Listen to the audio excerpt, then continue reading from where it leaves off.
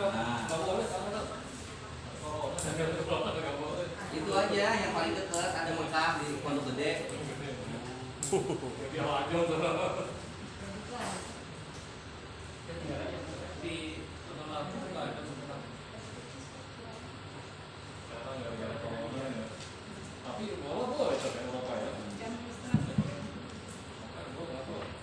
Bismillahirrahmanirrahim. Assalamualaikum warahmatullahi wabarakatuh.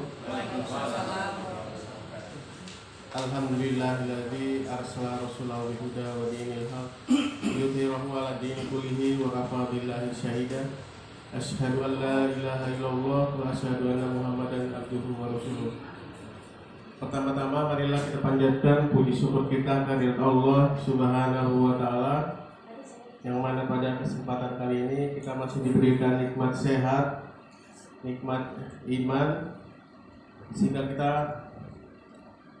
mampu melangkahkan kaki kita di tempat ini dalam rangka menuntut ilmu. Semoga apa yang kita cita-citakan, apa yang kita inginkan, apa yang kita raih, semoga Allah memberikan kemudahan bagi kita semua. Amin. Salam dan salawat tercurah kepada junjungan kita Nabi besar Muhammad Sallallahu Alaihi Wasallam dan para pengikutnya yang istiqomah hingga yaumil akhir nanti.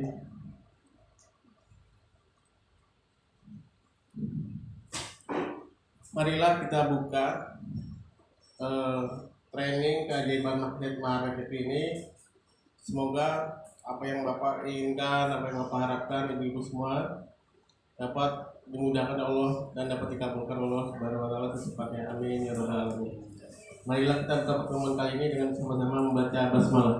Bismillahirrahmanirrahim.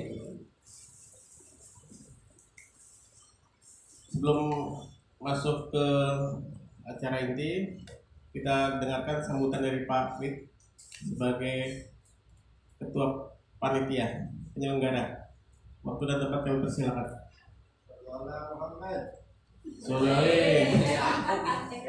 Itu papring. Ini sini.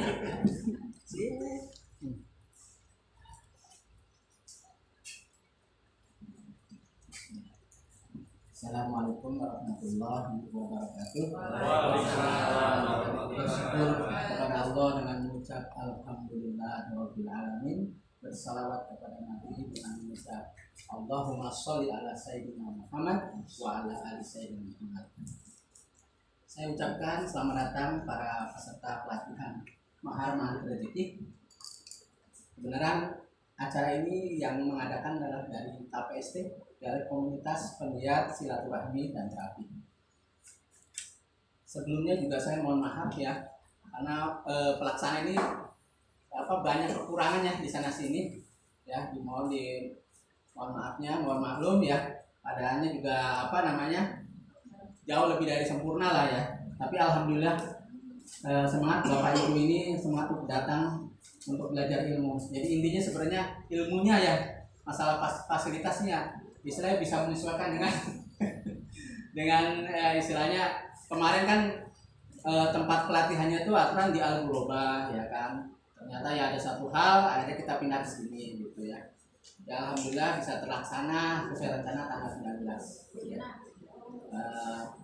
Saya sedikit informasikan juga kepada Bapak Ibu yang sudah pernah belajar belajar BE ya. Kita juga secara intern nih dari anggota KPST ini yang belum pernah belajar TEP, kita akan membuka pelatihan, tapi sifatnya intern aja, bukan luar.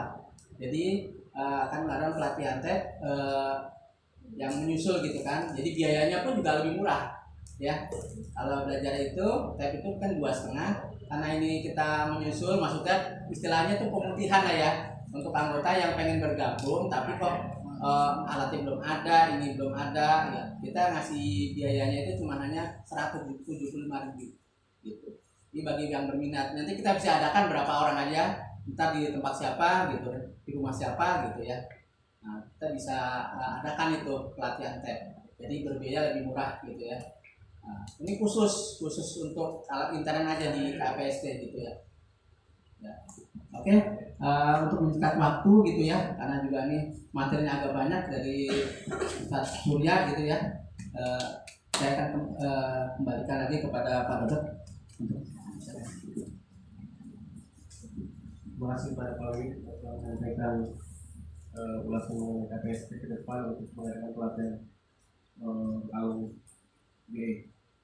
Materi selanjutnya kami silakan Pak Ustaz Surya untuk pengalaman.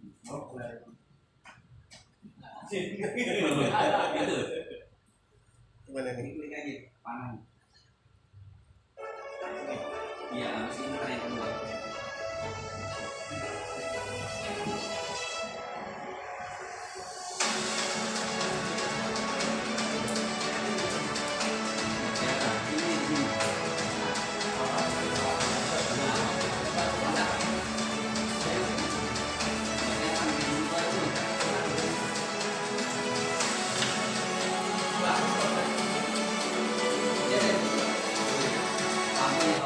Di sini boleh nih, di sini boleh nih mas ya. tengah.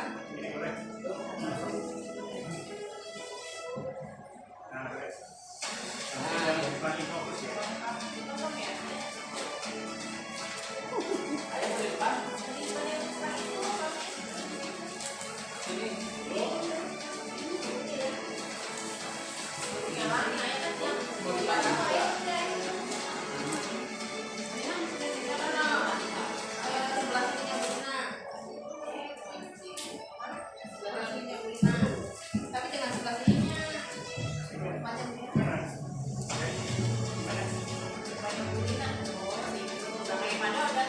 Apa?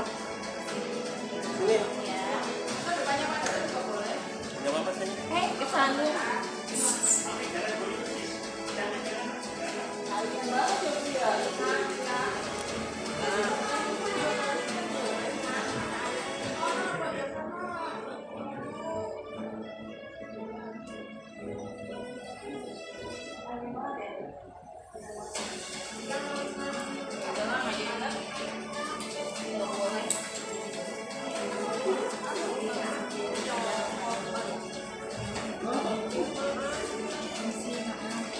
Gimana di sini? Enggak kok, enggak di sini. Pojok. Next, Pak Dodot. Next. Bacain. Bacain. Kalau next bawah. Itu mah pertama lagi.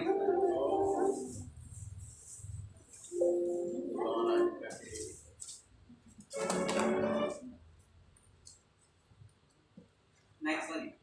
Lihat lagi. Bacain aja Pak Dodot.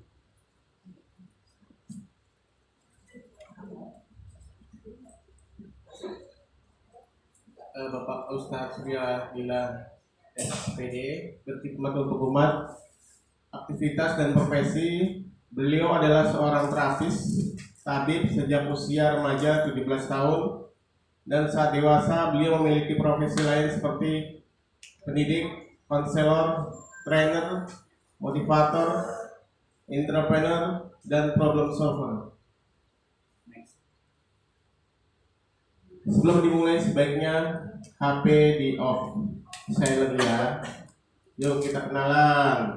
Semakin kenal maka semakin berkah. Tambah saudara.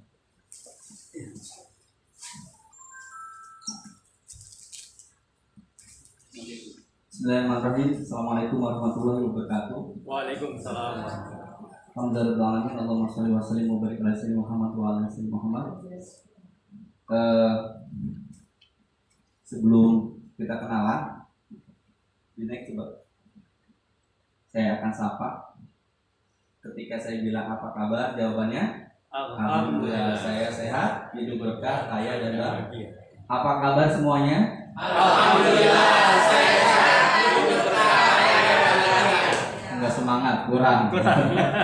Apa kabar semuanya? Alhamdulillah, saya sehat, hidup berkah, kaya dan bahagia selamanya. Nambah-nambah ini selama ya.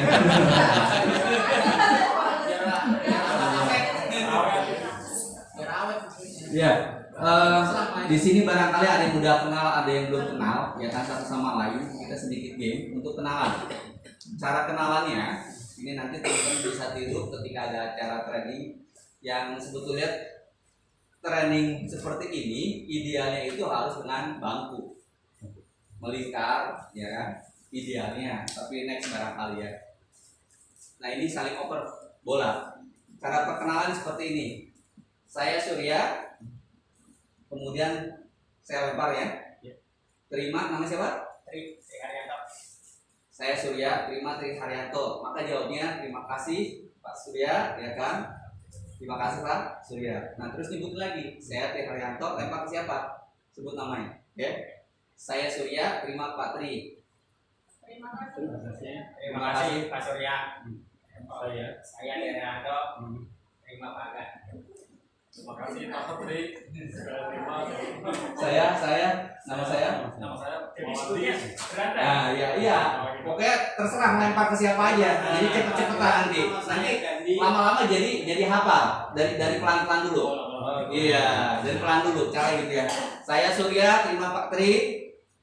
Terima kasih Pak Surya. Saya Tri, terima Pak. Sebelahnya misalkan gitu. Paham ya? Ya, ya. Jadi terus gitu. Tapi begitu ini sebutnya adalah 1 dan 2. Iya. Bukan Pak Tri aja. Terima Iya. kasih Pak Surya, terima kasih Pak Tri. Ah, gitu. Betul Pak? Nggak usah kelepotan. Biar apa? Ini nama-namain aja nih. Udah, saya Surya. Ya, terima Pak Tri. Terima kasih Pak Surya. Saya Tri. Terima Pak Aga. Terima kasih Pak Tri. Saya Mawati. Saya Gandhi. Saya Mulai Pak siapa?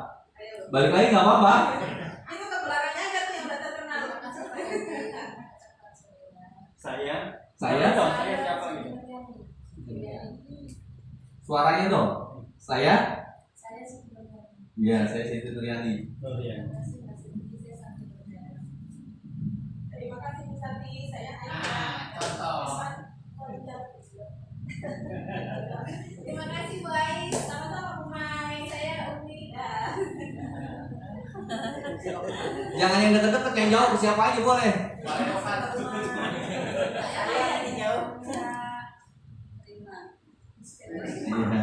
Terima kasih Kemimin, masing-masing Cici. Apa?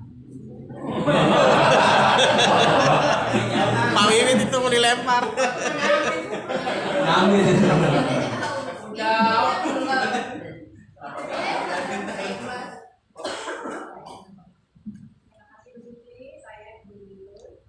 Dari Depok.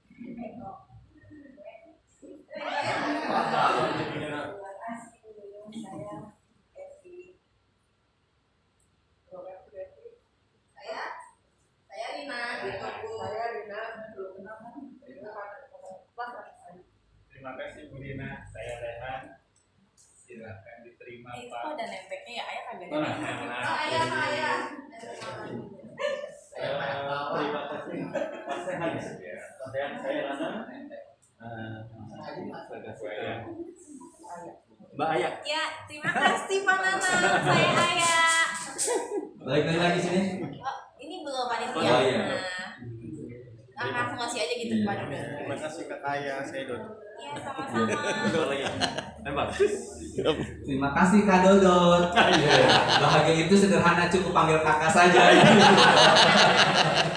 Mau dong dipanggil kakak. Sekali lagi, apa kabar semuanya? Alhamdulillah, saya sehat, hidup kaya dan bahagia. Kompak nggak kompak. Apa kabar semuanya? Saya sehat, hidup kaya dan bahagia. Allahu Akbar. Allahu Akbar. Semangat. Next. Nah, kira-kira mau hidup bahagia atau sengsara nih kita? Bahagia. Pilihannya bahagia. Bahagia. Tapi kalau orang yang bahagia ciri sederhana, murah senyum. Maskernya dibuka dulu. Saya pengen lihat senyumnya tulus nggak sih? Coba ke kiri ke kanan senyumin. Saya bahagia loh. Ayo.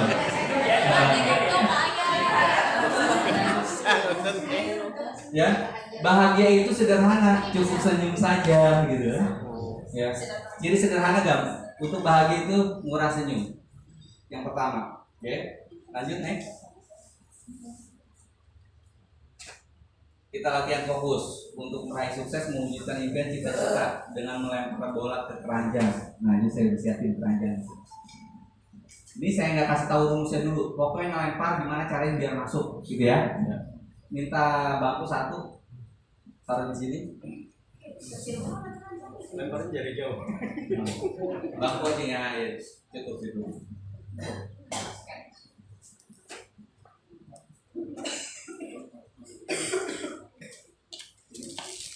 Bapak-bapak dulu ya, jaraknya dari situ aja nggak apa-apa. Ntar ibu-ibu saya deketin. Ya, silakan. Diri. Pokoknya batasnya 3 kali. 3 kali. Fokus. Oh, coba. Nanti rahasianya saya kasih tahu, baru bisa cepat masuk. Tepuk tangan dong. Coba. Coba sensasi rasain. Rasain untuk masuk tuh gimana nih?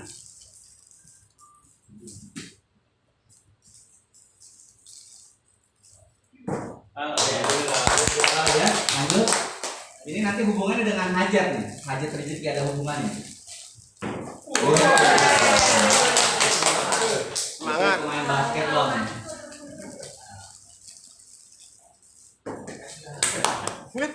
Ayo tuh yang ambil. Baru satu.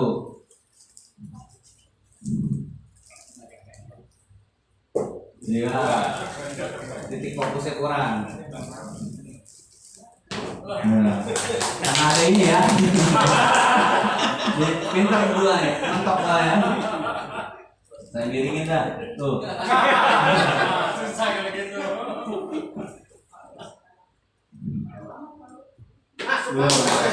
Apalagi mentok masih masuk. Dua. Semangat terus semangat. Sekali lagi. Wih. Ini depan Pak. Yang belum? Pak Nana? Siap. Oke, nggak usah pakai bangku lah. Tuh.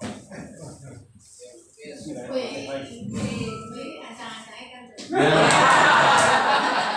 Terlalu pede, terlalu pede. Lagi coba. Ya.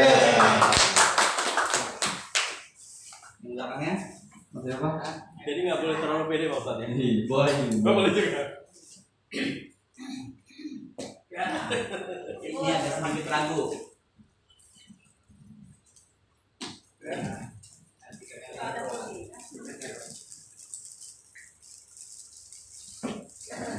Sekali lagi harus masuk. Sampai masuk. Sampai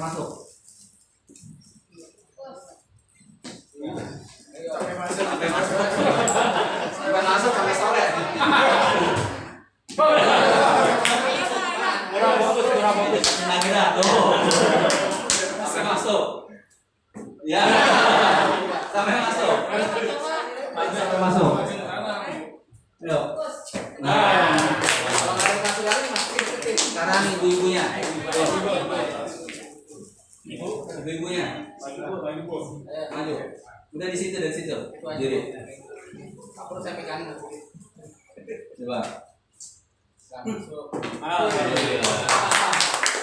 Saya. Masuk. Enggak.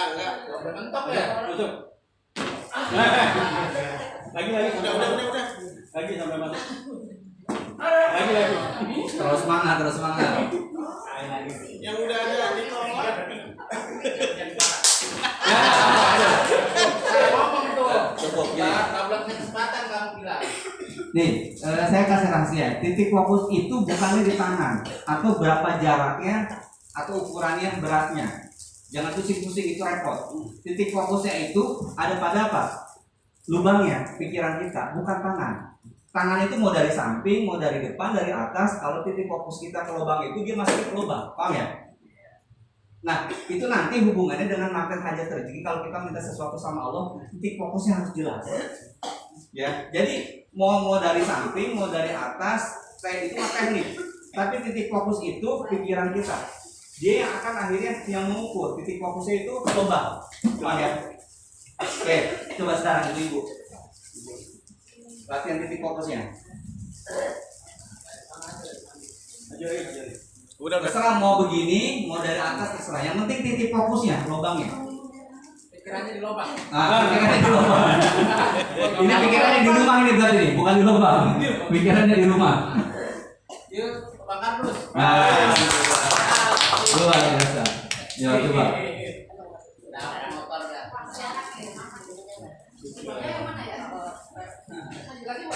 Nah, udah cukup situ. Gak disertap. Yo. Nah, nggak fokus berarti. Lupa Bu. Titik fokusnya juga. Yang telur nih. Biasanya yang telur. Telur asinnya nggak Nih, dilempar. ibu, titik fokusnya tuh tengah-tengah sini. Kalau titik fokusnya ke pinggir, dia jatuh ke pinggir. Jangan telur itu butuh bola. Terus maju itu fokus Bu. Nah.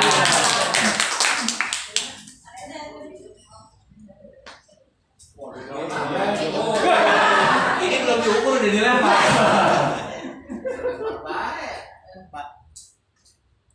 Yuk, di titik fokusnya juga lihat dulu.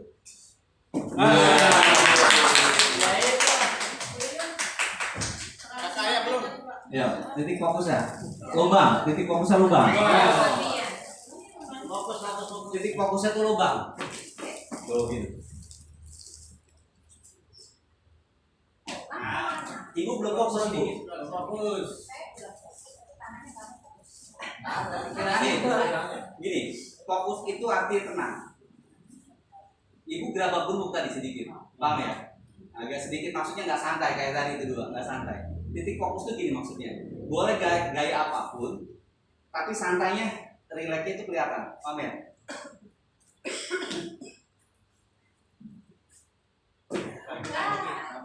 Coba kalem dulu, titik fokusnya.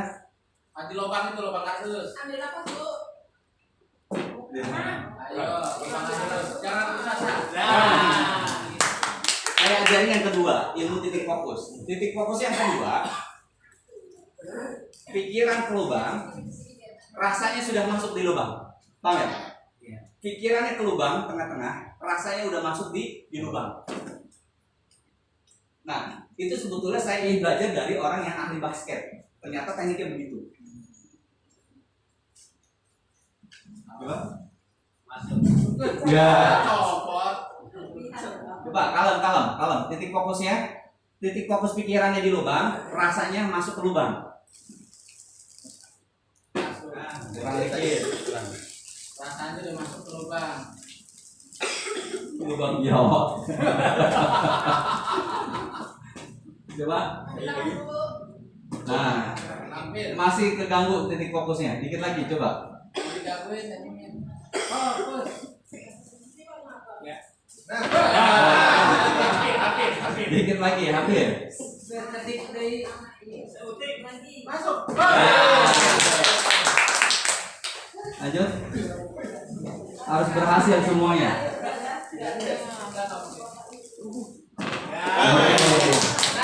Lanjut.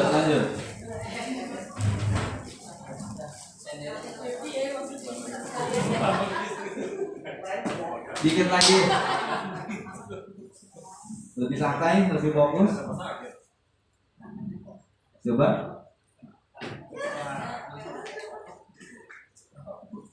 Kalem. Rasain. Iya. Oke. Lanjut. Udah semua? Belum. Ayo. Ayo biar cepet dulunya. Dari jauh. Pak nanya deh Pak, kan ini dalam usaha ke sana juga ya. Kalau misalkan kalau ayah kesini kan, Boleh, bisa. bukan. Maksudnya kalau ayah minta tolong kan berbagi nih, kayak sekarang ayah pengen punya marketing terapi buat ayah sendiri gitu. Buka dong, kan jadi jelas. Maksudnya ayah pengen punya marketing terapi buat ayah, jadi ayah kayak menciptakan lapangan kerja buat orang lain gitu kan. Nah, maksudnya ini ayah berbagi kayak ayah ngelempar misalkan ke Pak Tri kan, karena Pak Tri dekat sama target gitu kan, ayah ngelempar bola ini ke Patri, terus Patri nanti yang masukin situ. Iya, Boleh tapi nggak ini sih, Pak? bukan yang sepak bola, masukin lubang aja. Oh, gitu maksudnya. Pribadi. Iya. Masuk ke situ ya. Nah, mau tahu nggak? Manut aja. Itu sebetulnya apa? Itu teknik gaya ayah menerjemahkan aktivitasnya sehari-hari. Jadi ribet sendiri, paham nggak? Jadi ribet sendiri. Padahal diperintahkan sesuatu yang mudah, tapi jadi ribet sendiri. Itu yang terjadi, paham ya?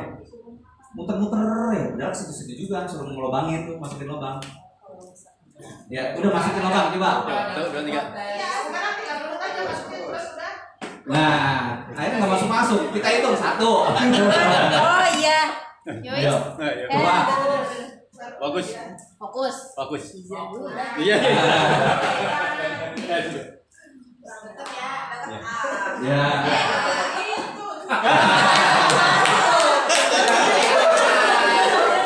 Belum fokus. Belum melewati garis tuh, nggak masuk juga. Diulang lagi. Ayo. Ya, diulang. Siapa lagi yang belum?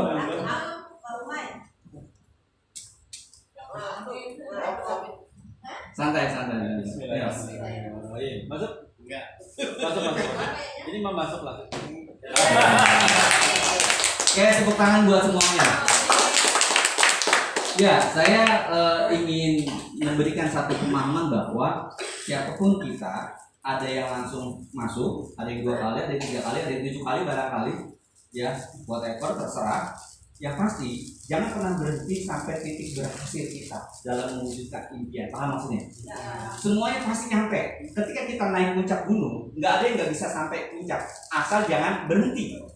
Terus aja, capek istirahat, lanjut lagi, terus pasti sampai. Hanya bedanya ada yang cepat, ada yang lambat. Kalau pengen cepat, tekniknya harus tahu, ilmunya harus tahu, paham ya? Nah, saat ini saya akan bongkar, termasuk mindset teman-teman. Lanjut. Oke. Apa itu keajaiban? Keajaiban adalah segala sesuatu yang unik, menarik, aneh, ganjil, dan mustahil. Layak nasib lah singkat cerita, nggak pakai akal, paham ya? Tiba-tiba, ya kan? Misalkan pasien kita sakit, nggak sembuh-sembuh udah sekian tahun, dengan izin Allah waktunya jodohnya sama kita sembuh, paham ya? Apa itu rezeki? Adalah segala nikmat yang anugerah dari Allah yang bermanfaat untuk makhluknya, terutama umat manusia. Oke. Di sini saya buat jeruk. Kira-kira ini jeruk harganya berapa ya? Ada yang tahu nggak? 1000. Kira-kira aja. 1000.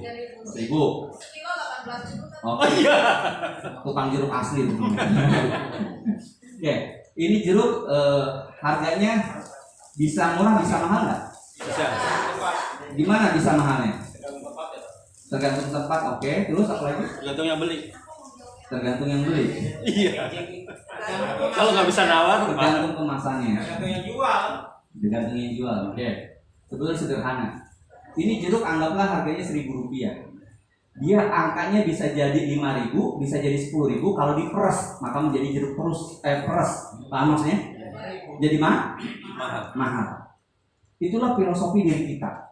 Semakin kita ditempa dengan persoalan, masalah demi masalah, kita terus bangkit, maka diri kita, kredibilitas, nilai value diri kita menjadi semakin mahal. Tidak ada orang sukses yang ujuk-ujuk brojol langsung lahir sukses, nggak ada. Pasti jatuh bangun. Ya, teman-teman yang punya impian, punya harapan, punya cita-cita belum berhasil, jangan putus asa. Seperti jeruk peres ini. Paham ya? Yang penting apa? Tadi kalau untuk mencapai puncak, bangkit lagi, jatuh lagi, pasti nyampe. Secapek-capeknya kita naik gunung, anggaplah ngesot, pasti nyampe. Paham ya? Yang penting bergerak. Itu filosofi yang pertama tentang gunung. Yang kedua, ada satu kisah. Di Eropa itu ada seorang pengemis minta-minta, buta, udah bajunya lusuh, buta, di pinggir jalan kayak Eropa, kemudian dia ngamen dengan biola yang lusuh, ya, tidak ada yang ngasih apa-apa. Dari pagi, siang, sore nggak ada yang ngasih, berhari-hari. Ternyata ada orang yang memperhatikan, orang pakai jubah, berhari-hari diperhatiin, kok kesian banget, nggak ada yang ngasih, ya.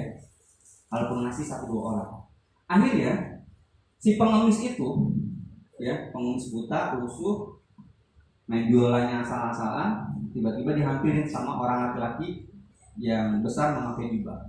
Kemudian sang lelaki memakai jubah itu bilang, "Bapak, boleh saya pinjam biola tuh?"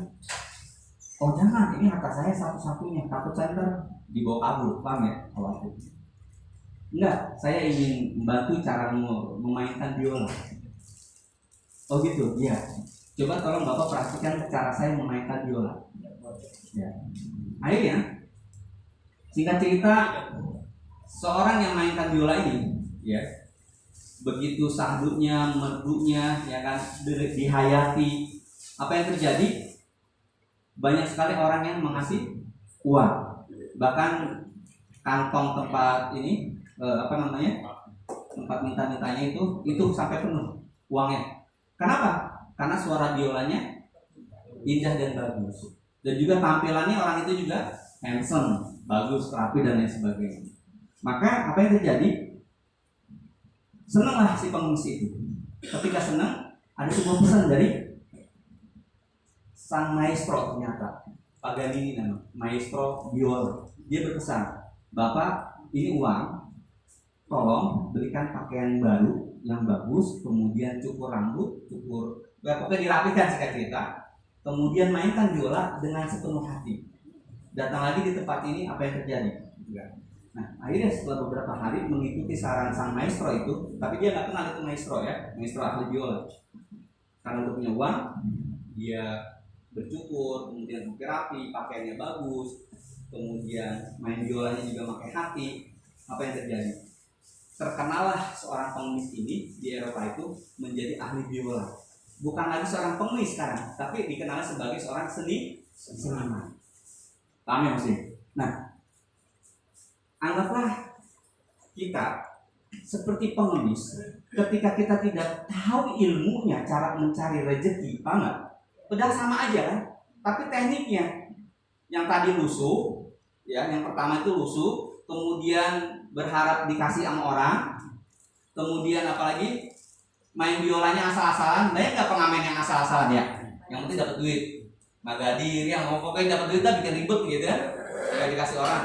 Nah, tapi ketika kita perbaiki penampilan kita, nilai diri kita, kemampuan kita, skill kita, maka penghargaannya beda. Yang tadi yang dibilang pengemis, minta-minta, sekarang menjadi seorang seniman. Nilainya pun gitu. Itu yang terjadi sama diri kita. Paham ya?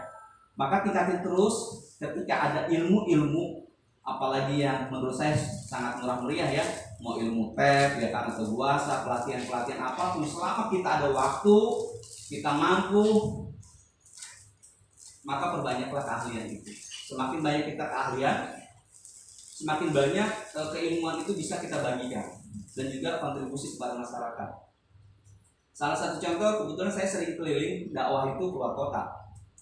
Berapa bulan yang lalu saya sempat beli alat tab, ya, 3 sama Pak Wid.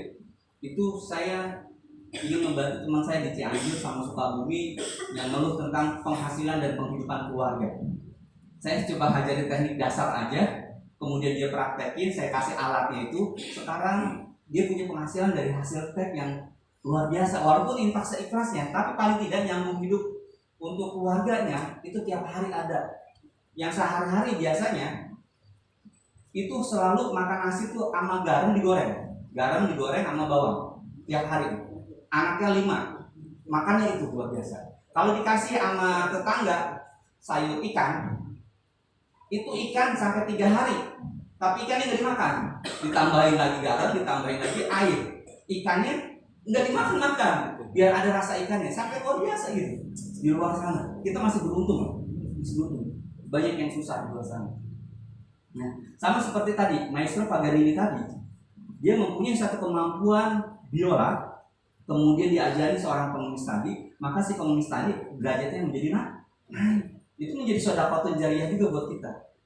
Nah, ketika kita bisa menjadi seorang maestro Paganini seperti tadi, maka pahala kita ngalir, maka daya value kita, nilai kita sebagai manusia pun meningkat di hadapan Allah Subhanahu wa taala. Oke? Lanjut, next. Nah, kira-kira pilih mana? Mau kaya melimpah atau kaya yang berkah? Kaya berkah. Kaya beri, Kayak melimpah berkah.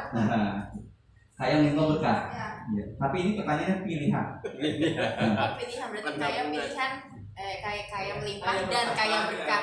Pakai dan. Nah, kalau dan itu berarti bukan pilihan. Pilih semuanya. Kaya berkah. Kalau berkah pasti melimpah. Melimpah belum tentu berkecukupan.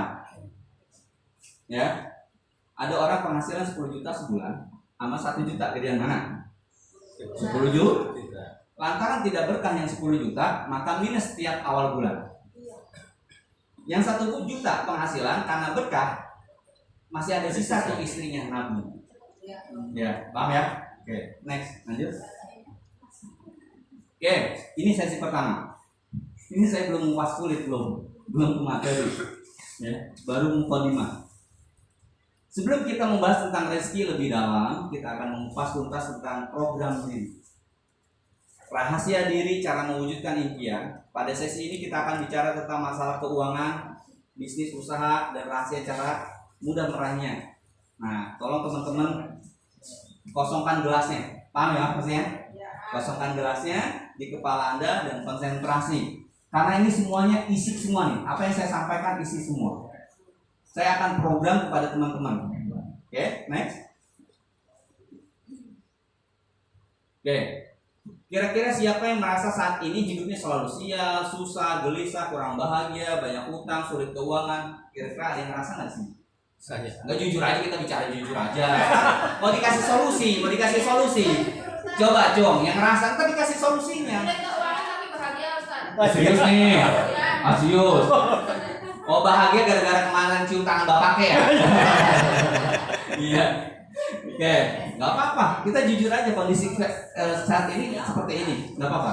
Justru saya ingin memberikan solusi. Kalau misalkan nggak ada yang rasa susah, senang semua, udah acaranya selesai, saya tutup langsung berdoa. Itu benar? Iya. Iya kan? Lanjut. Oke. Perhatikan, salah program, salah mindset, pikiran, pola pikir yang salah dapat menghasilkan hasil yang salah atau negatif. Ini salah satu rahasia juga. Good feeling, good thinking, good life. Hati yang nyaman, pikiran yang nyaman, pasti hidupnya juga nyaman.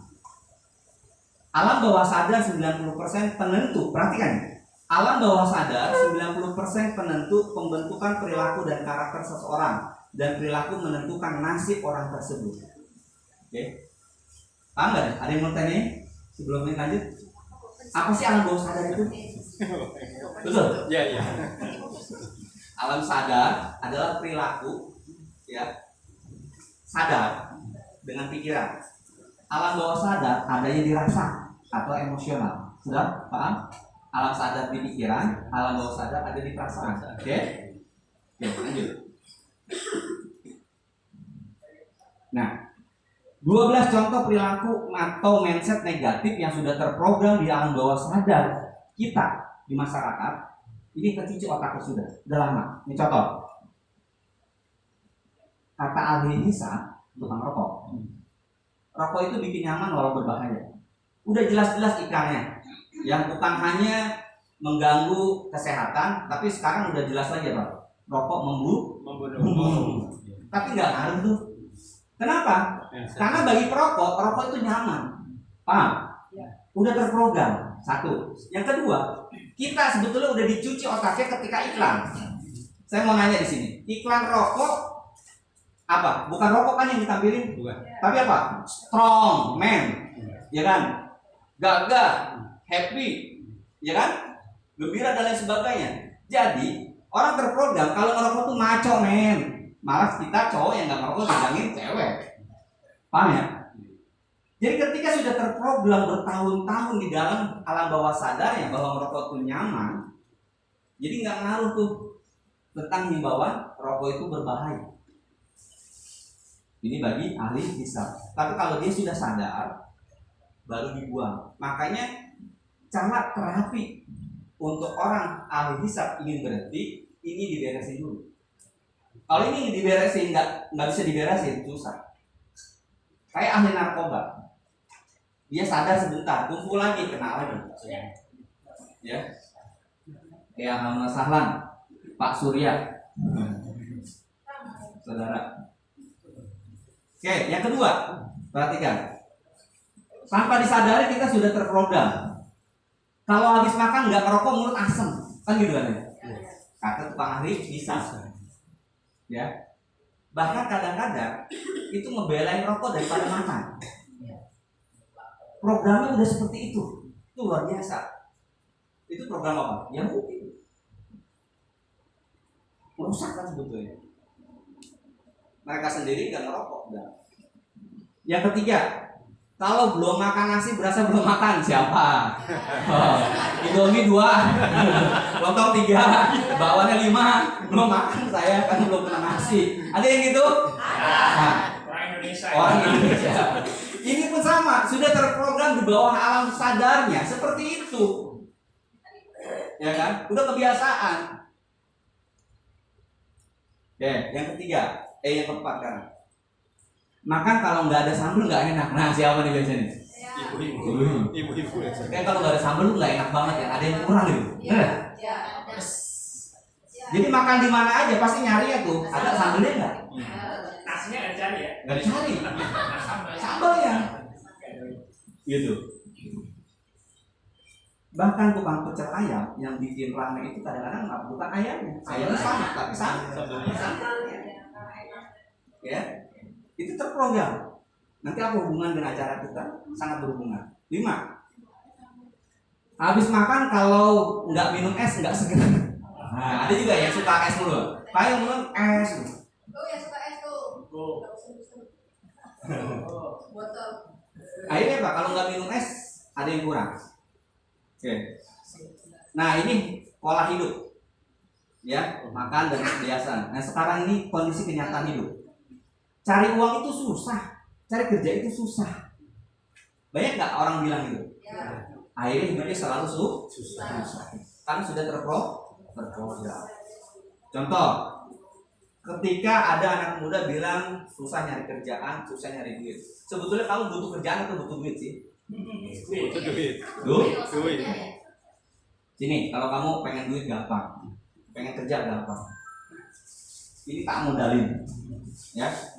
Aqua 1 kardus. Ini buat kamu jual di terminal. Bohong kalau nggak laku, yang penting kamu jual. Kamu untungnya gede tuh Aqua, betul? Air mineral. Modalnya anggapnya 1.500, jual 5.000 atau 4.000. Untungnya gede banget. Asal mau. Saya punya pasien yang dulunya itu seorang tukang panggul di Keramat Jati, sekarang menjadi pengusaha. Awal sebelum tukang panggul dia jual apa? Jual kantong kresek. Itu ngikutin saran apa? Temennya yang katanya apa? Kalau punya duit, pengen punya duit gampang, ke pasar aja ikut gua. Yang penting jangan gengsi. Apa? Jadi tukang panggul, jualan kantong kresek. Sehari itu nggak lebih dari minimal rata-rata 300-500 ribu gaji siapa bu? Serius? Asal mau biar dapat uang, dapat. Tapi kan babak belur nih tenaga. Level kita ntar harus dinaikin, bukan itu. Tapi maksud saya adalah ketika kalimat cari uang itu susah, cari kerja itu susah adalah orang yang malas.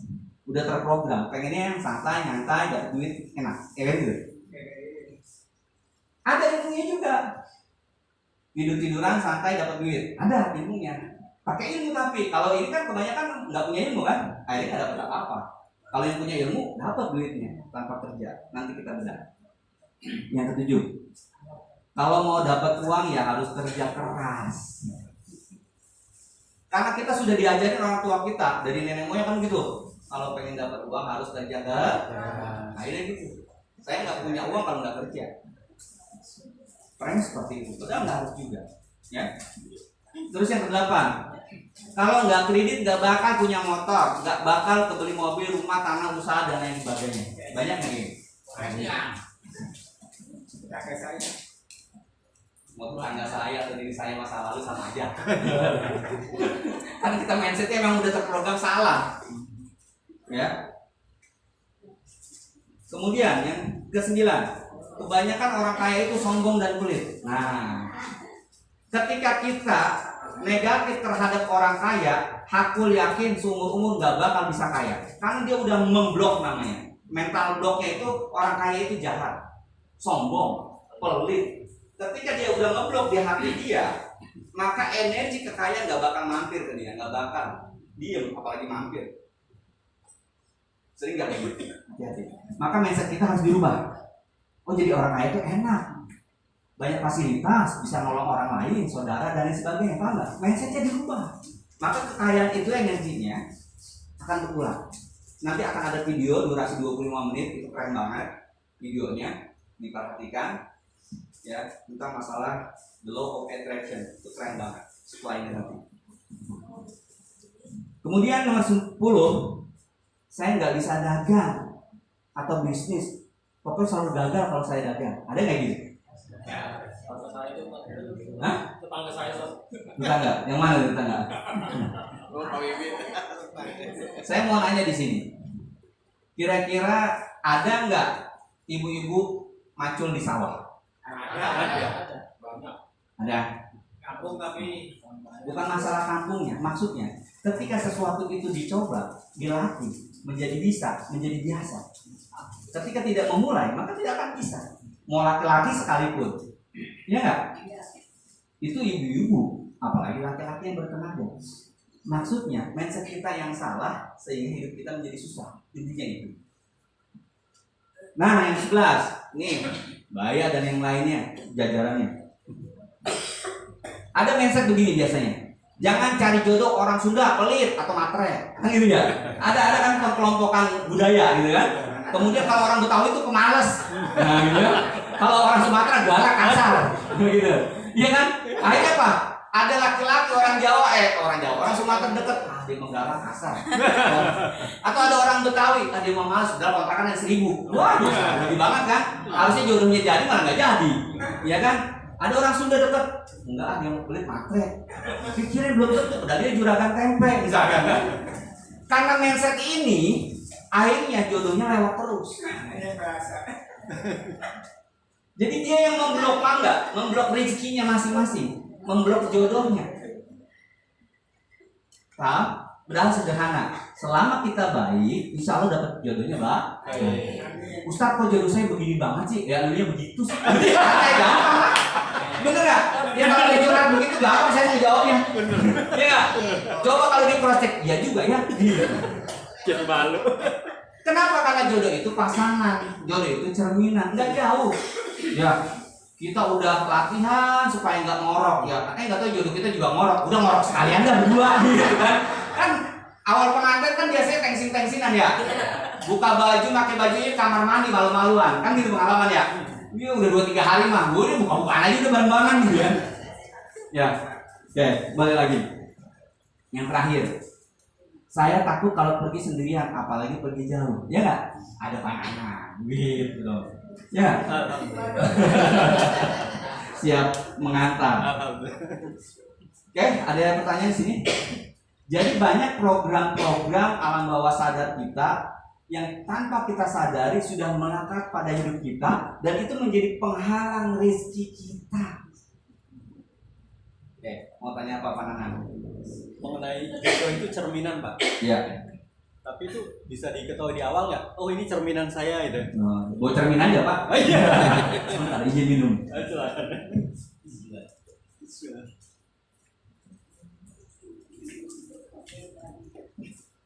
Mau bahas jodoh nih.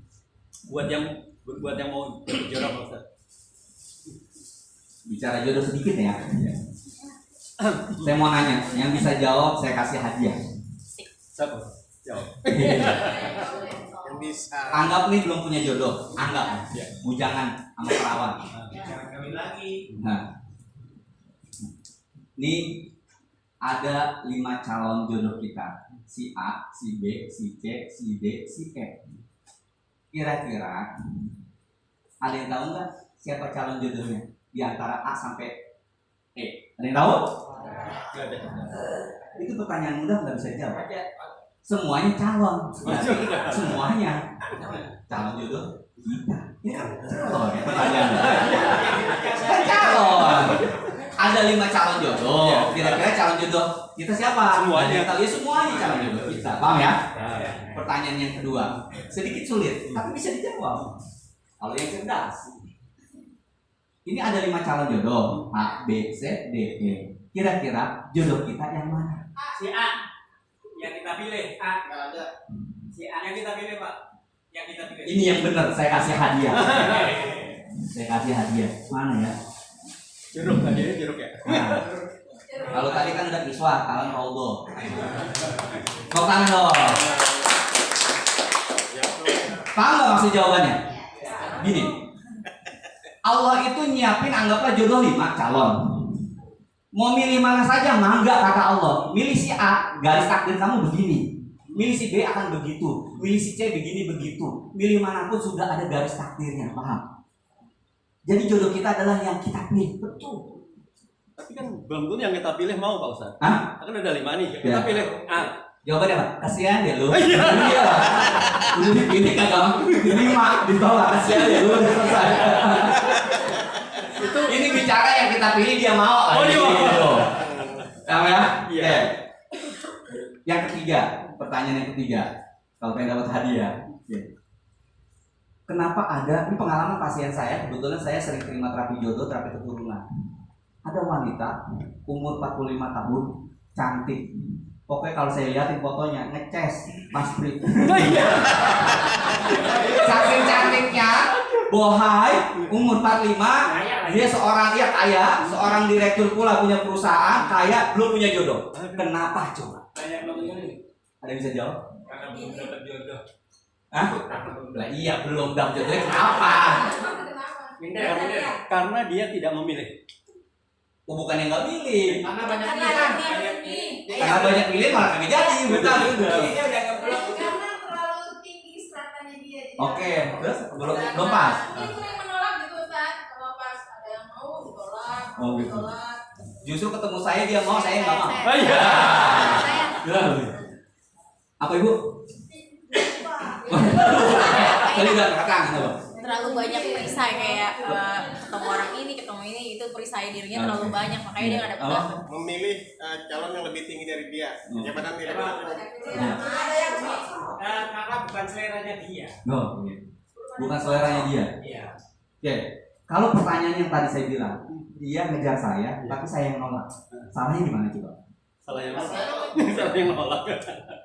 Hah? Salah yang nolak. Ini serius ini. Oke, ternyata dia punya attitude yang buruk. Oh iya. Paham? Iya iya. Pertama sombong, bicara kasar. Siapa yang mau coba laki-laki yang soleh punya istri kayak gitu? Mundur, paham nggak? Iya benar.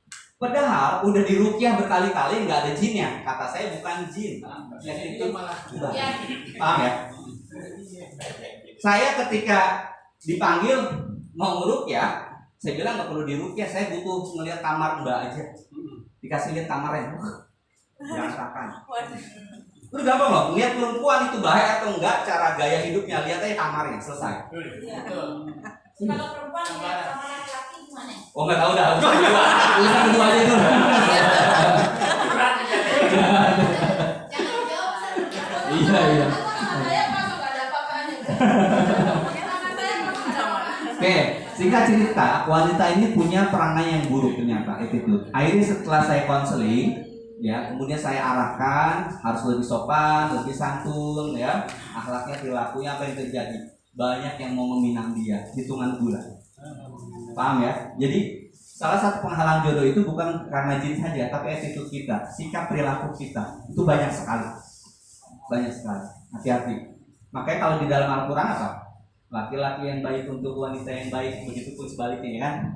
Dalam redaksinya kasar banget tuh, wanita penjina untuk laki penjina. Di bahasa sederhananya apa? Yang baik untuk yang baik, yang buruk untuk yang buruk, sederhananya gitu. Jadi kalau ini mendapatkan pasangan yang baik, kita yang dulu berbaik. Selesai. Oke, lanjut. Hindari beberapa kalimat negatif di bawah ini. Saya nggak bisa, saya nggak mampu, nggak mungkin, itu mustahil. Maka itu menjauhkan rezeki, peluang, dan lain sebagainya. Saya bodoh, saya miskin, hidup selalu susah, negara ini kacau, pemerintah nggak benar, Tuhan nggak adil. Buat orang yang bijaksana nggak begitu. negara kacau, ya kita doain aja biar baik. Presidennya nggak benar, kita doain aja jadi baik. Paham nggak? Kita punya teman nggak benar, ya doain aja supaya dapat hidayah. Wah, apa sih susahnya? Betul nggak? Benar apa? Setiap ucapan kita, doa kita balik lagi ke kita. Karena ada malaikat di samping kita yang mengamin, semoga engkau juga. Berarti ketika kita mendoakan sesuatu yang buruk, berburuk sangka, balik lagi kepada diri kita. Next. Tanamkan dalam pikiran kita beberapa kalimat positif di bawah ini. Insya Allah saya bisa. Kalau langsung saya bisa, ya agak sombong lah ya. Kalimat insya Allah minimal kan. Insya Allah saya bisa, saya akan belajar, saya mampu ya. Itu mungkin, itu tidak mustahil selama mau belajar. Kayak tadi ibu-ibunya mencangkul kan, asal mau belajar pasti bisa. Ya kan, wanita yang montir ada kan, wanita pilot juga ada, wanita kondektur juga ada, semua profesi ada juga kan, ada karena mau belajar aja. Saya sehat, saya kaya, hidup selalu muda, berkah, bahagia, negara ini aman, damai, bersahaja, Tuhan maha baik, adil, bijaksana, pemurah, penolong dan sebagainya. Coba kalau misalkan seluruh rakyat Indonesia, ya paling nggak setengahnya atau seperempatnya, lumayan kan? Ada 1-2 juta atau berapa juta, energi positifnya ke negara kita. Paham ya? Negara ini selalu baik, damai, makrifat, rojinawi. Kan kita selalu diajarin sama orang tua kita kayak dulu kan gitu. Damai. Karena terlalu banyak informasi berita yang hoax, kita termakan kan? Nah itu yang tadi terprogram akhirnya masuk bawah alam sadar kita. Kita terbawa emosi, perasaan, paham ya? Yang dulu kan enggak semuanya makmur, damai dan lain sebagainya. Coba itu harus diprogram. Mental block positif kita harus dikeluarkan dan sebaliknya yang negatif juga harus dibuang. Next. Nah, saksikan ini film keren banget ya. Ilmunya luar biasa. 25 menit.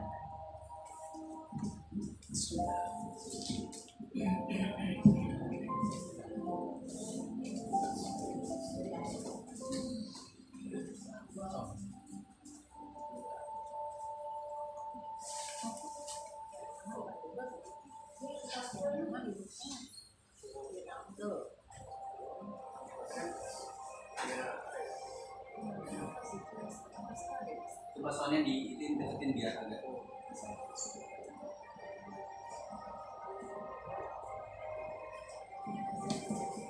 atau ini tadi.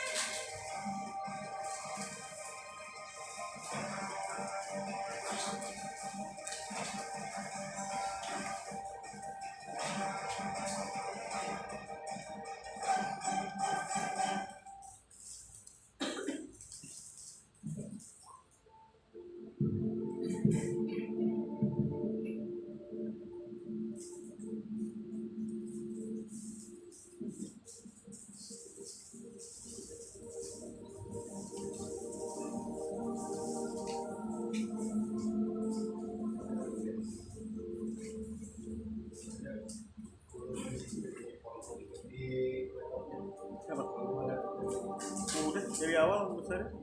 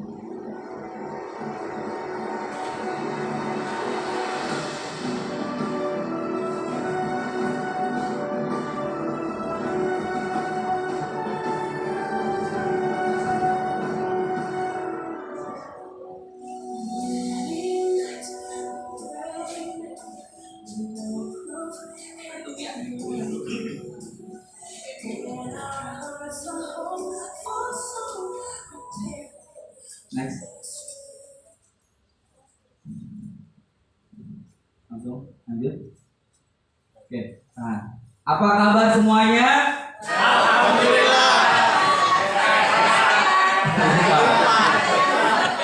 Lupa. Alhamdulillah saya sehat. Amin. Coba tangan diangkat yang kanan. Diangkat, goyang-goyang, relax, sebentar. Ya, gantian tangan kirinya.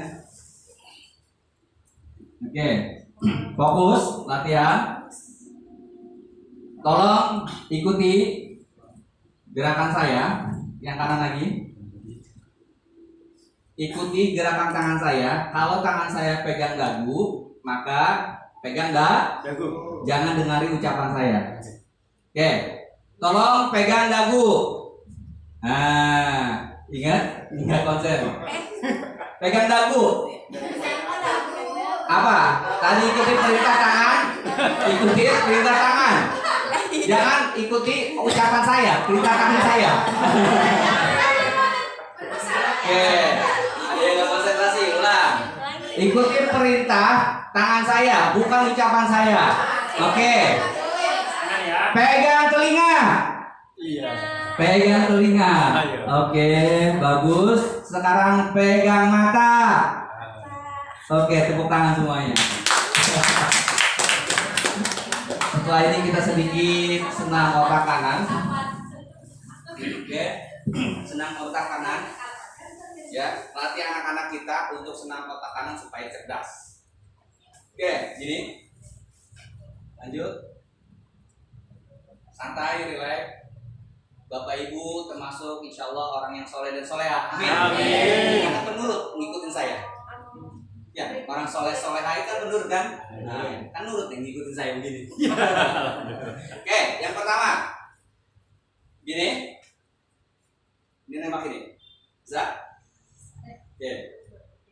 1, 2, 3, 4, 5, 6, 7. 1, 2, 3, 4, 5, 6, 7, 8. Bisa? Oke, ulang yang cepat. 1, 2, 3, 4, 5, 6, 7, 8. 1, 2, 3, 4, 5, 6, 7, 8. Oke, tangan. Sekarang begini. Dapat? Jempol kanan buka. Oke. Kelingking kiri buka. Tutup. Buka. Tutup. Buka. Tutup. Buka. Tutup. Buka. Bisa? Perhatikan. Nih, bareng. Ini ditutup, ini buka. Ini tutup, ini buka. Coba. Yang bisa dapat hadiah lagi dari saya. Ayo. Coba Mas Dodot. Ayo. Diri sini diri. Tutup buka tutup. Oke, nih perhatiin saya. Hitungan sampai 8 saja. Nih perhatiin saya. Oke, tuh, ini Mas Dodot, perhatiin ya. Ini tutup. Ini 2 tutup. Oke, ini buka. Ayo. Oke, tutup. Oke. Ya udah lanjut. Siapa yang bisa kira-kira? Ayo, sini ke depan. Iya, ke depan yang bisa. Ayo, hadiah. Ya, ini ngelatih otak kanan anak-anak kita supaya cerdas, nggak beban. Ini hubungan Maaf ya, Pak. saraf. Maaf. Ayo. Gini. Oke, 1, 2, 3, 4, 5, 6, 7, 8. 1, 2, 3, 4, 5, 6, 7, 8. Ayo, latihan. Balik. Iya. Iya.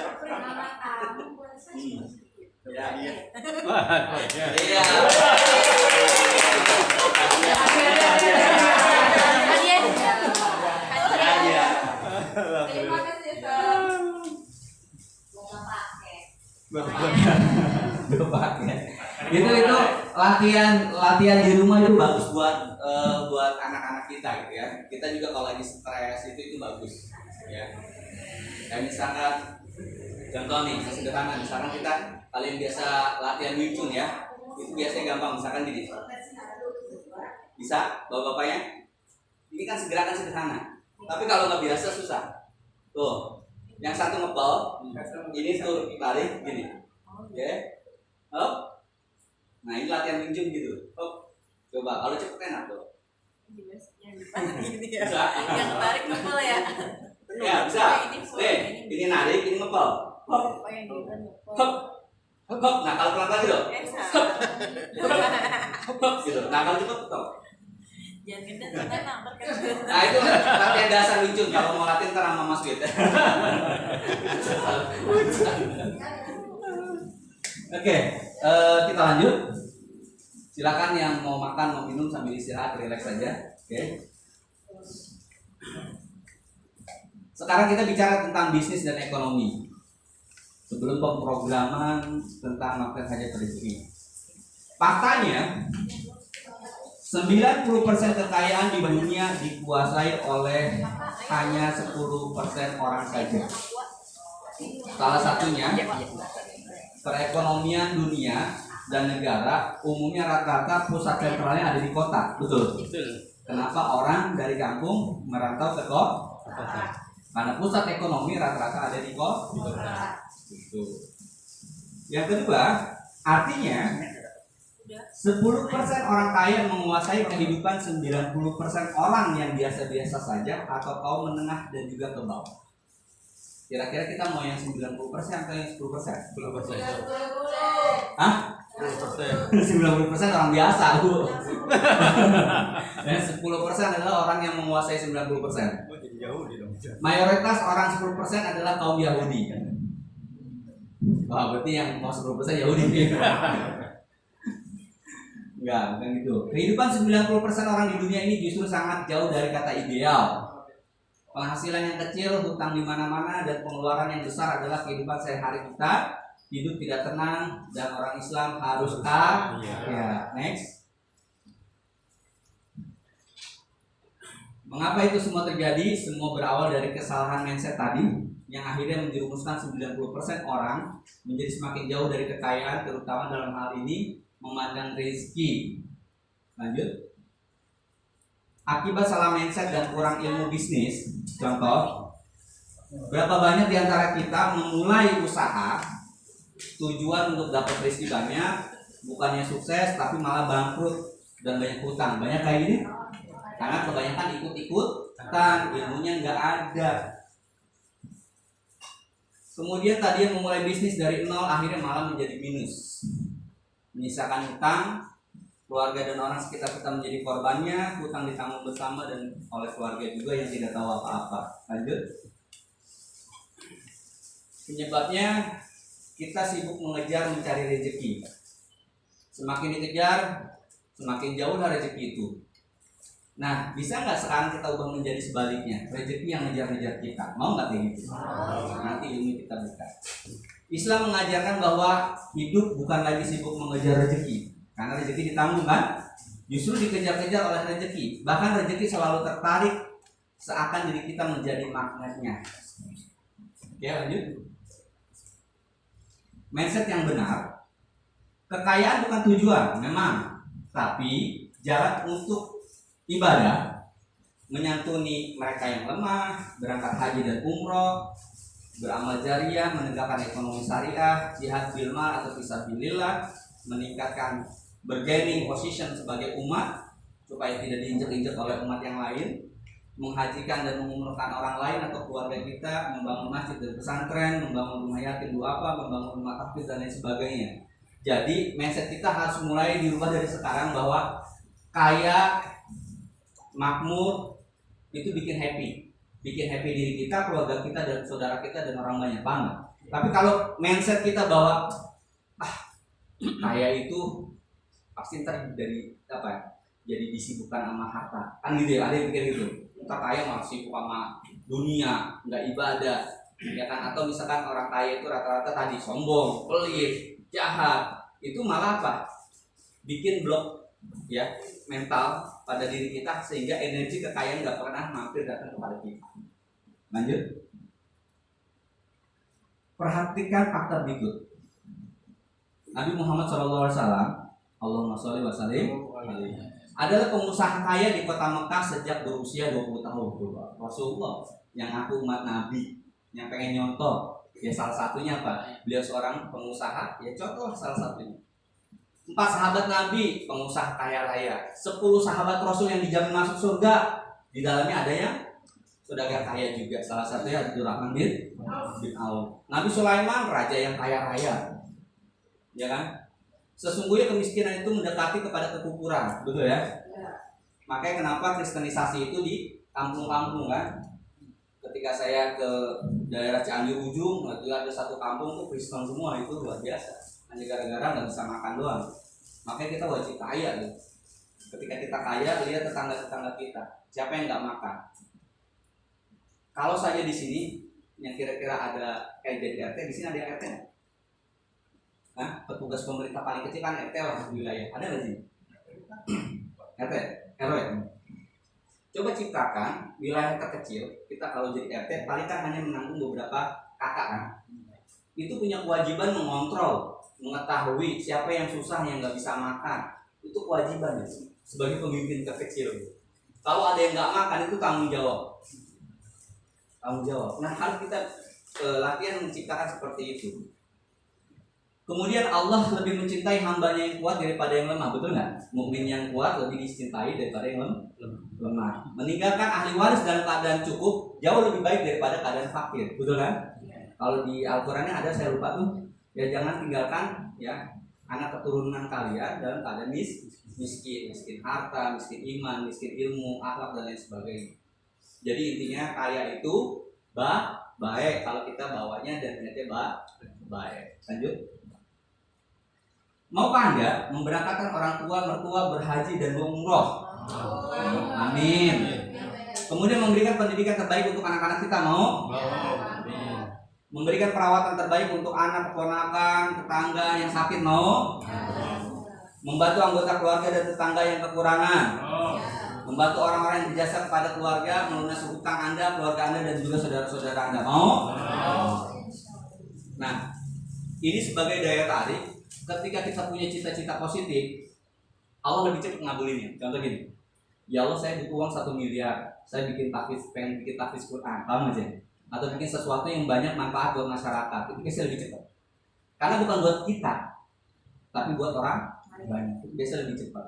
Kalau buat kita biasanya ya dilihat kondisinya, kita udah siap atau belum, atau pantas atau belum menerima kekayaan itu. Lanjut. Nah, lanjut kita bicara tentang bisnis, pilihan bisnis, strategi bisnis. Ya, kita sedikit mentak-mutik bisnis dulu. Habis ini nanti sesi yang kedua habis zuhur baru inti sarinya dari ilmu magnet hajat rezeki. Rasulullah SAW bersabda, 9 dari 10 pintu rezeki terletak pada perniagaan atau berbisnis.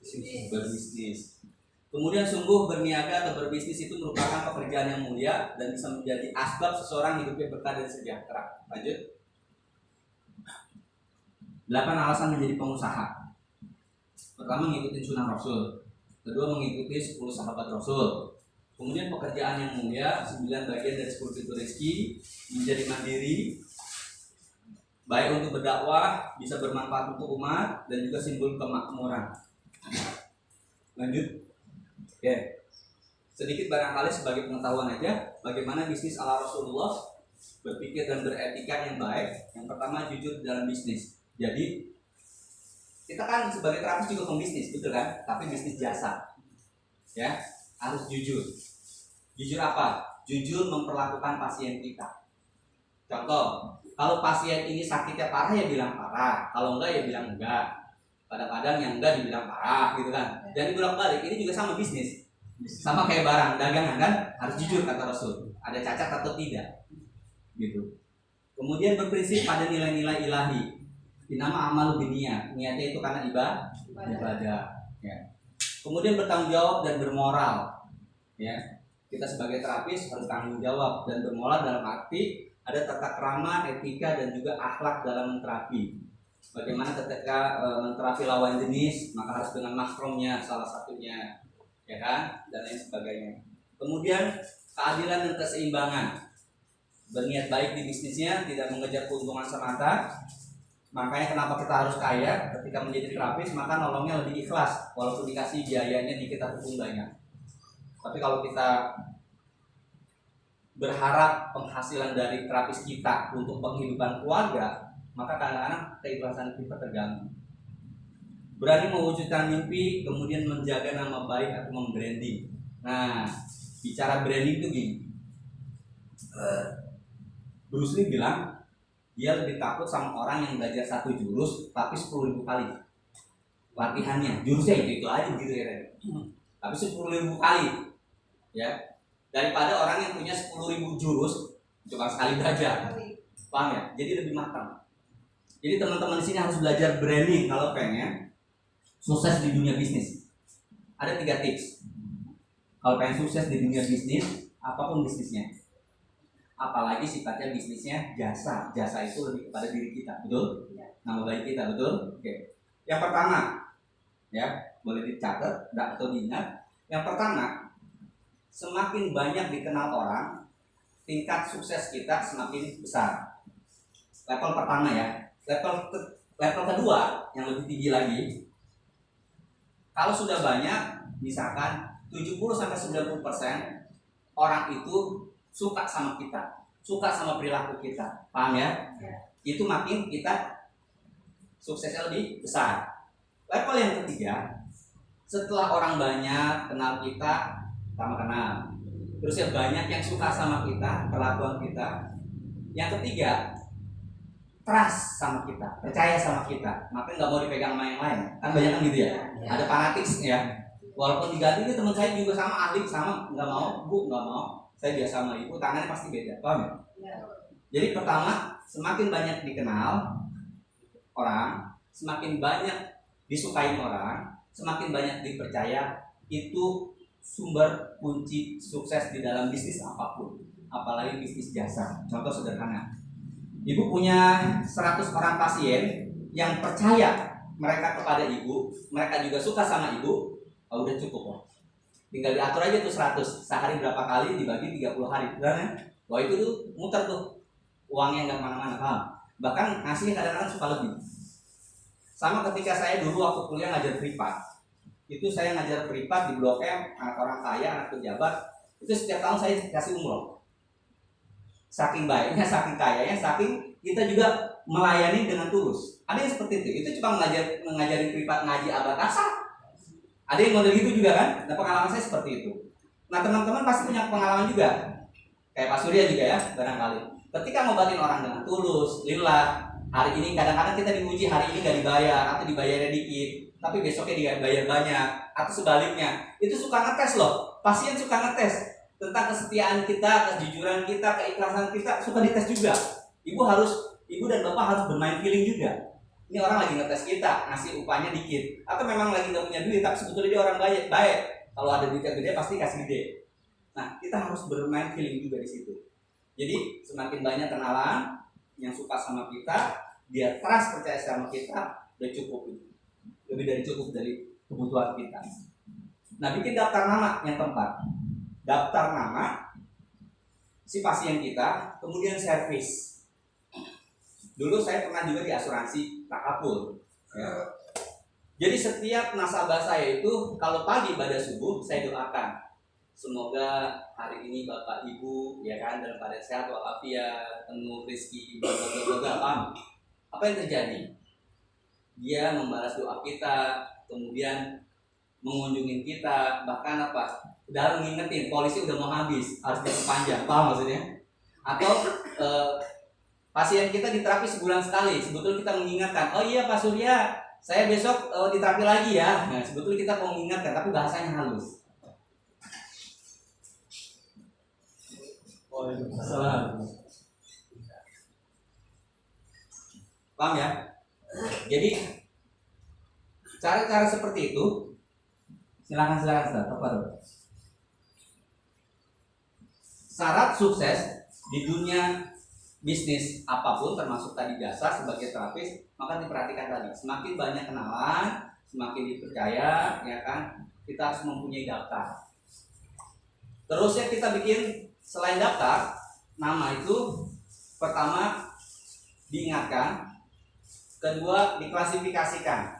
Ada subsidi silang, paham ya? Ada yang pasien mungkin bayarnya kecil, ada yang sedang, ada yang besar kan? Itu subsidi silang.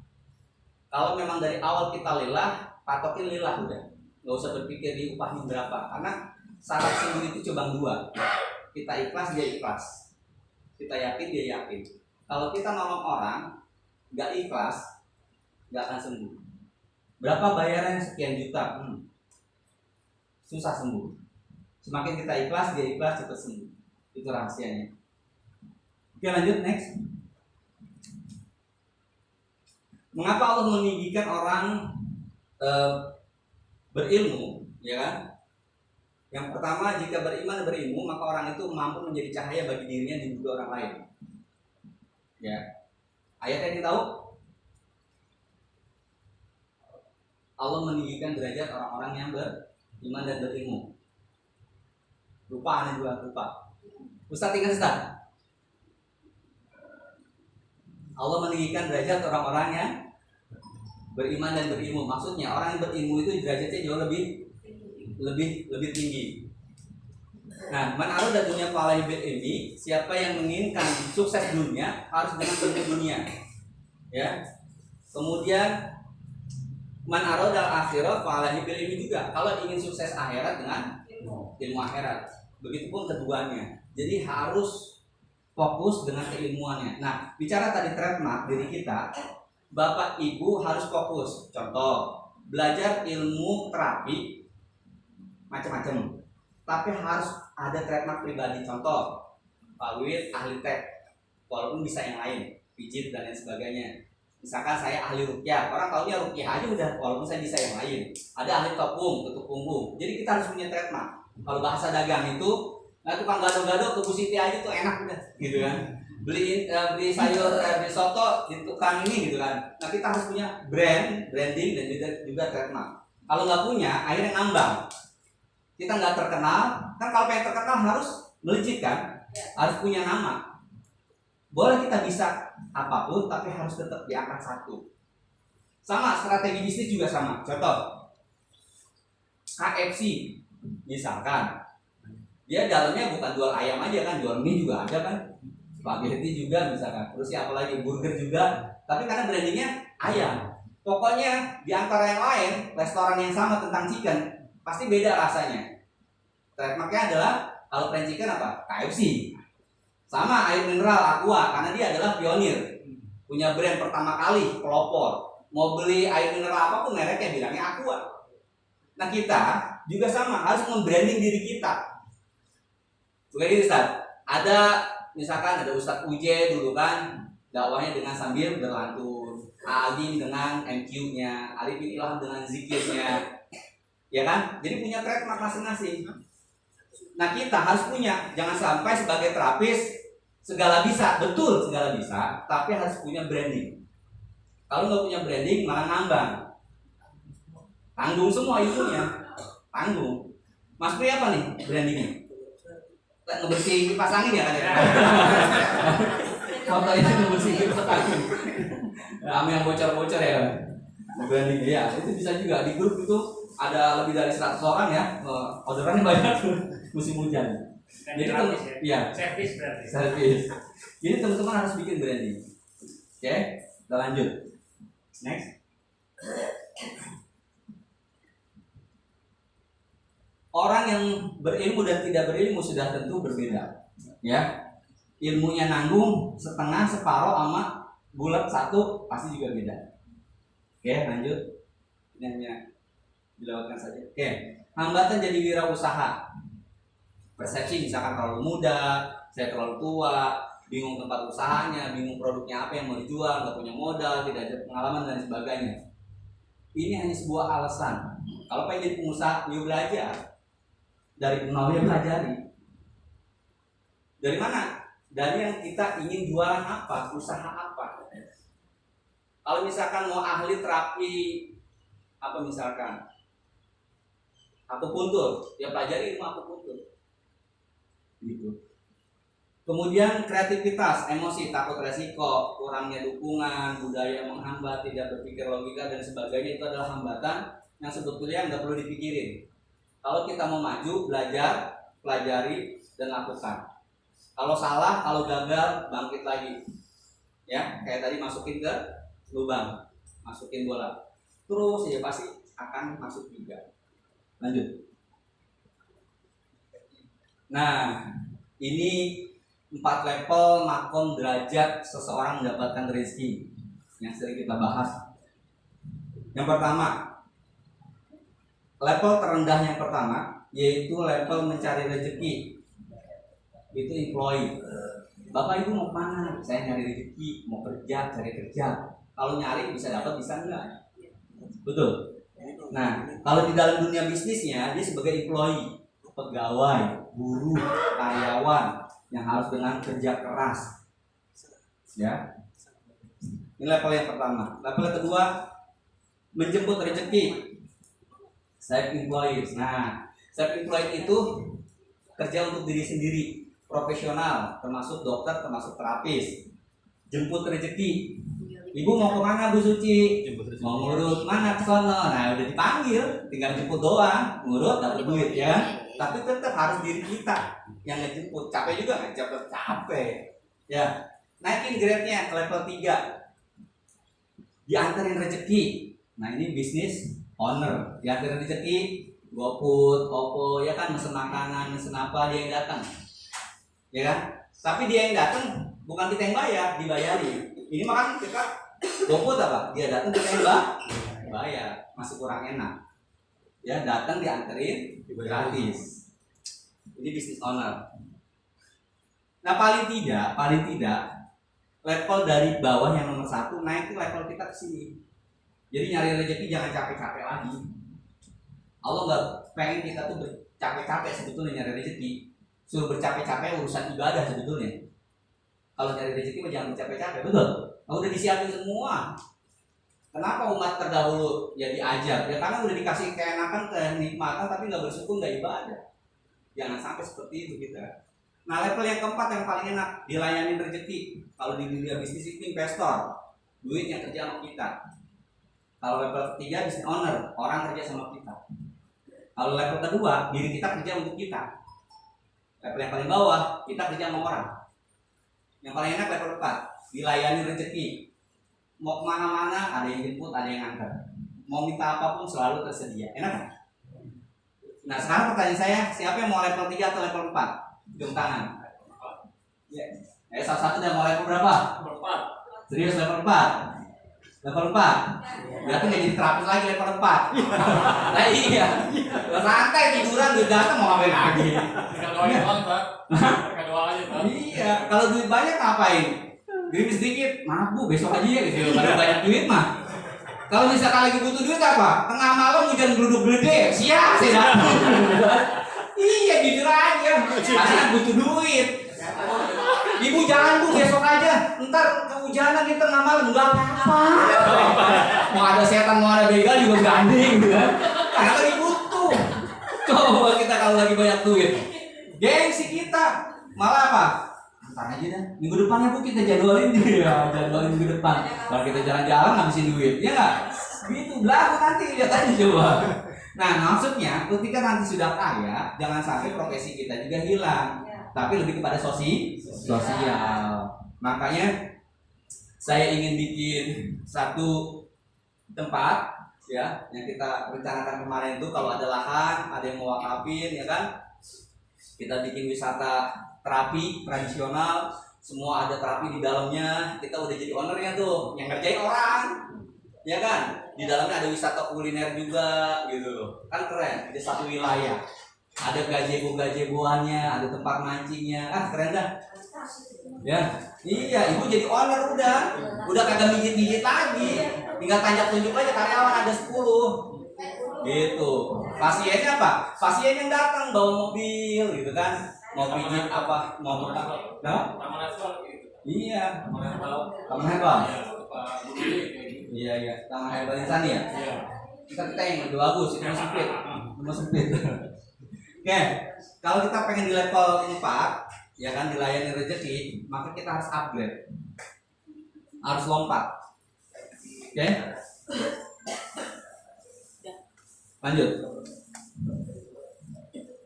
Nah, ini ilmu bisnisnya tentang cash flow quadrant. Robert Kiyosaki. Tadi employee, Anda kerja dengan orang lain sebagai pegawai. Self employed, Anda kerja dengan diri sendiri. Business owner, orang lain kerja sama kita. Investor, duit yang kerja sama kita.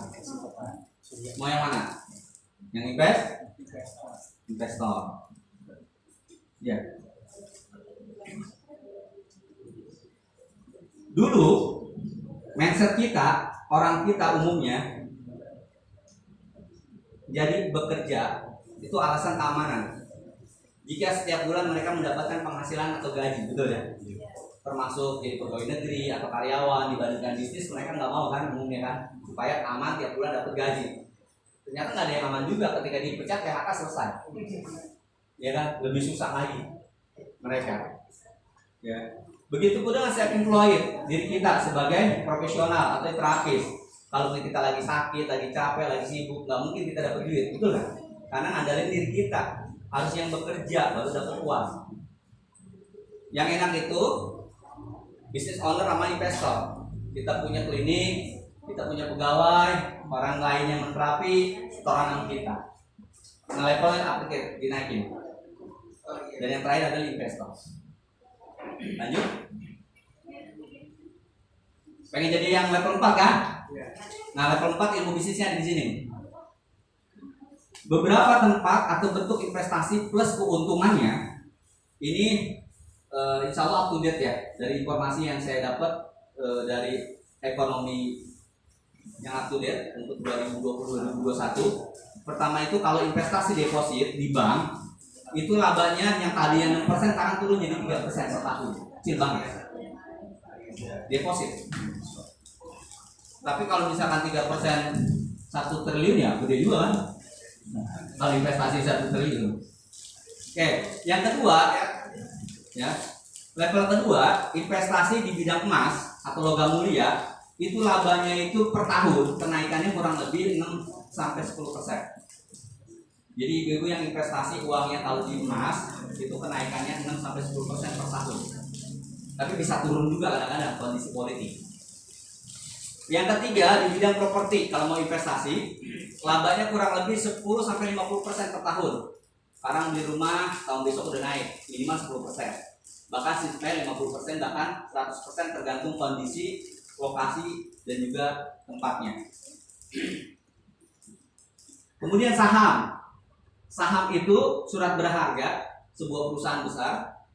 Keuntungannya rata-rata 20-50% per tahun. Tapi sekarang saham-saham perusahaan itu, baik perusahaan dunia ataupun perusahaan nasional itu lagi merosot, terjun bebas karena kondisi ekonomi, politik dan juga COVID.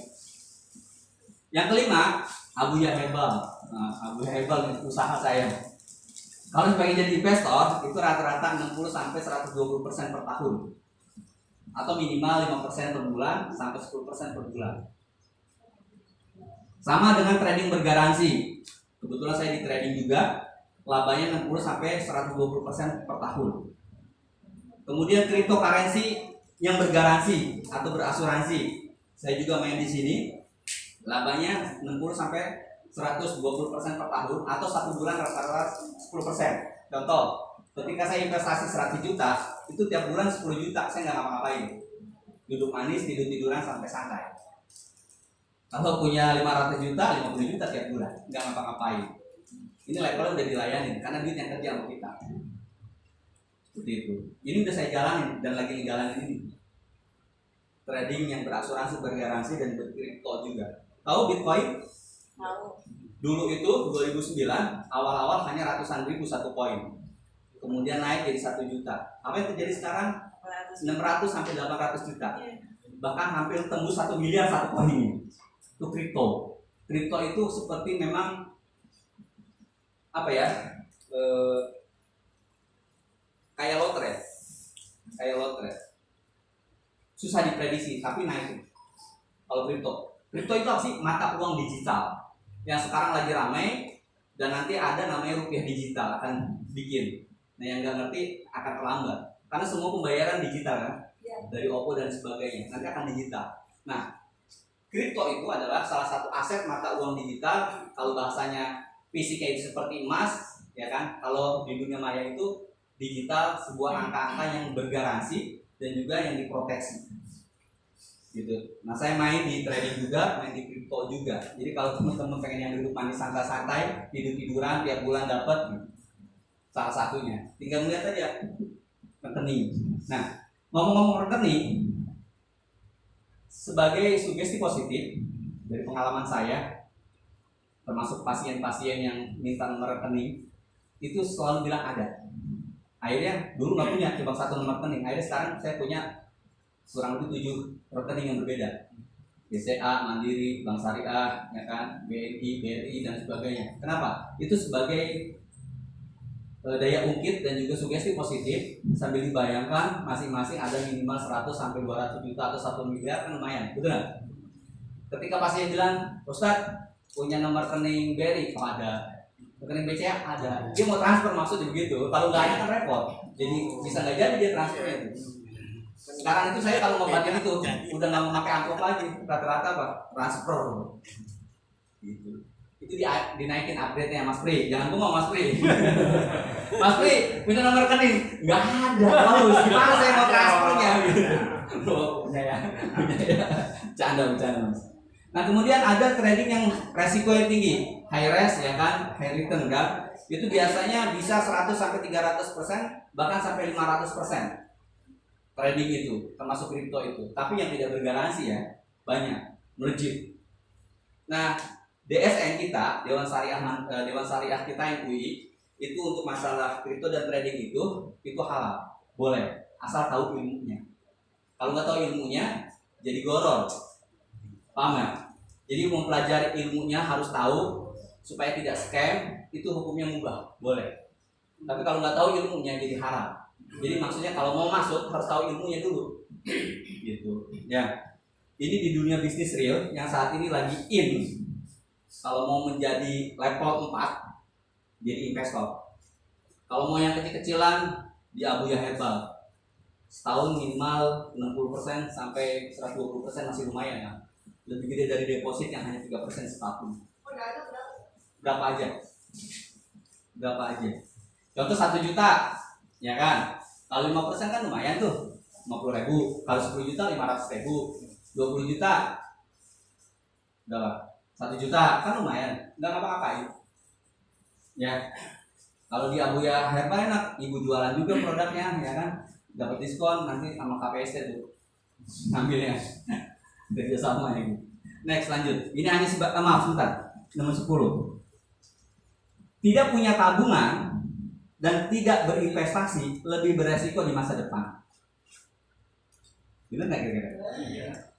Kalau kita nggak punya tabungan di masa depan, tidak punya investasi di masa depan, lebih beresiko. Kenapa? Karena kebutuhan kita selalu melonjak, betul? Yang belum nikah, punya istri, punya anak, terus nambah, kebutuhan naik terus. Tapi kalau penghasilannya tetap, ujungnya utang pasti. Gali lubang tutup lubang. Maka harus dinaikin juga upgrade penghasilan kita. Levelnya dinaikin. Dari pegawai naiklah jadi apa? Business owner paling tinggi. Kalau tidak jadi investor. Tapi sekarang jadi investor itu gampang kok bisa lompat. Tapi hati-hati ya. Kalau bermain di dunia investor itu harus betul-betul orang yang amanah dan terpercaya. Kadang-kadang perusahaan besar aja bisa nipu. Hati-hati betul. Lanjut. Nah, sebelum isoma, ini ada satu game. Sudah nggak pakai? Oke, ada satu game. Naikin dulu tadi isoma. Naikin. Isoma. Nah, ada game. Ada waktu zuhur berapa? Jam berapa? 11.45 ya? Masih ada waktu 20-30 menit ya. Oke. game ini kurang lebih saya kasih waktu 15 menit saja. Tapi untuk awalan 5 menit pertama, ya makan nanti santai dulu. Iya. 5 menit pertama game ini adalah bagaimana kita menjadi problem solver buat diri kita sebelum buat orang lain. Games ini adalah bagaimana kita keluar dari jeratan kesusahan hidup, termasuk jeratan kesulitan ekonomi dan hutang piutang. Maka berpasang-pasangan, cari teman pasangan, cewek dengan cewek, cowok dengan cowok. Silakan. Sudah deh. Jadi temukan pasangannya. Siapa yang belum dapat pasangan? Iya semua. Oh, ayah ya. Ikhwannya sini masuk ke depan, buat contoh sini. Ya, dua orang. Kasih contoh. Ini nanti dibagiin 1 kali 1 orang. Ikut ya. Ya.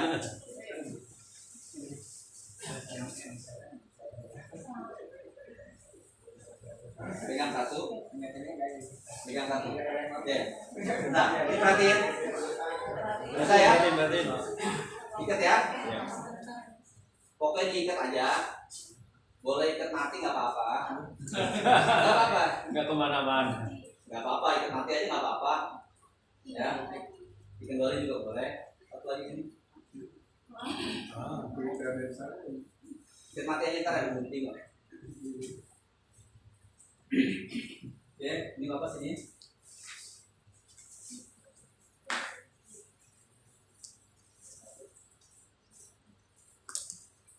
Nah, seperti ini. Nanti masuk sini ya. Iya. Tahu kan? Iya.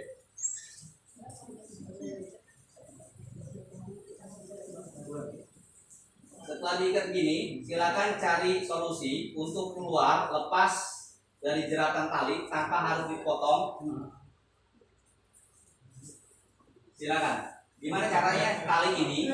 Perhatikan sini supaya terlepas tanpa harus dicopot talinya dari tangan, tanpa harus diputus. Silakan. Yang lain silakan dimulai. Ya, silakan. Jangan itu namanya lepas. Jangan dilepas. Makanya jadi mati deh.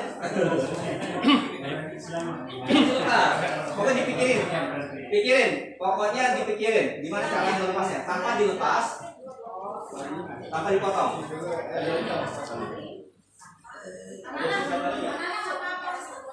Oh, berpasangan. Oh, boleh silakan.